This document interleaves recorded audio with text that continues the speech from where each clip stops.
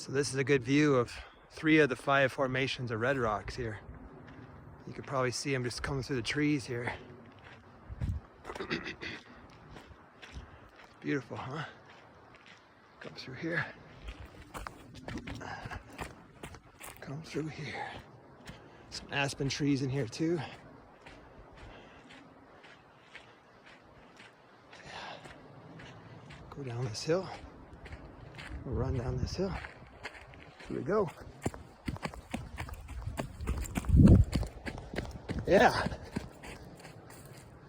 Some more trails back in there.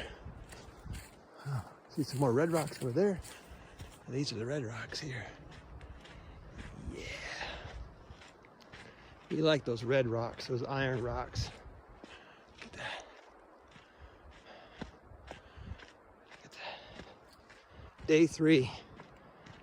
Red rock exploring. I think I've seen all 5 formations. They're all about 40, 50 yards apart. It's beautiful.